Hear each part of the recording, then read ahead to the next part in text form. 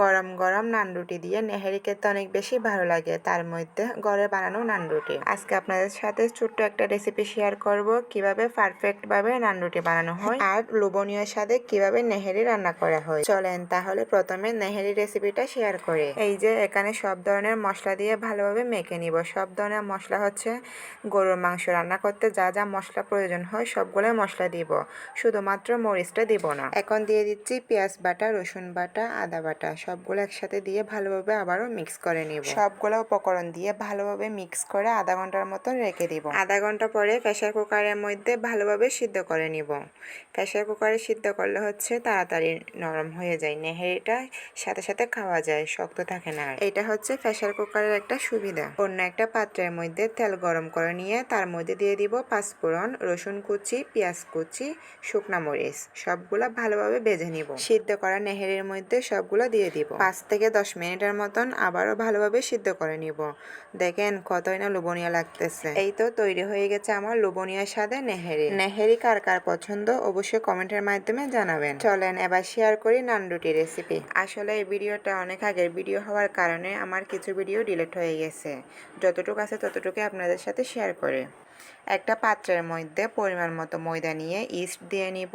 তার মধ্যে দিয়ে দেব হালকা কুসুম গরম পানি। বেশি গরম হলে হবে না, একদম ঠান্ডাও না, হালকা কুসুম গরম পানি দিয়ে ভালোভাবে মিক্স করে নিব। পরিমাণ মতো লবণ দিব।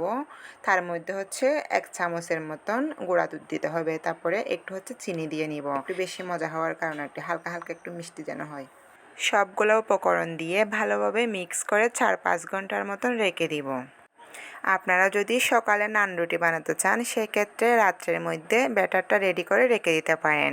আর যদি বিকালে বানাতে চান সেক্ষেত্রে সকালের দিকে ব্যাটারটা রেডি করে রেখে দিতে পারেন। 4-5 ঘন্টা পরে ব্যাটারটা ফুলে একদম ডাবল হয়ে যাবে। আমরা বাসায় যে সাধারণ রুটি তৈরি করি তার চেয়ে একটু বেশি করে ব্যাটার নিতে হবে। এই যে দেখেই বোঝা যাচ্ছে ব্যাটারটা কতটা সফট হয়েছে। স্বাভাবিক রুটির তুলনায় অনেক বেশি মোটা করে এই রুটি বানাতে হবে। অতিরিক্ত মোটাও কিন্তু করা যাবে না। এই যে ভিডিওতে যেমনটাই দেখা যাচ্ছে ঠিক এভাবেই রুটি তৈরি করতে হবে। এই যে তৈরি হয়ে গেছে আমার পারফেক্ট নান রুটি, অনেক বেশি সফট হয়েছে। নান রুটিগুলো দেখেই বোঝা যাচ্ছে কতটা পারফেক্ট হয়েছে। সাথে ছিল গরম গরম নেহেরি, গরম গরম নান রুটি। ওয়াও, কতই না লোভনীয় খেতে, অনেক বেশি মজা হয়েছিল।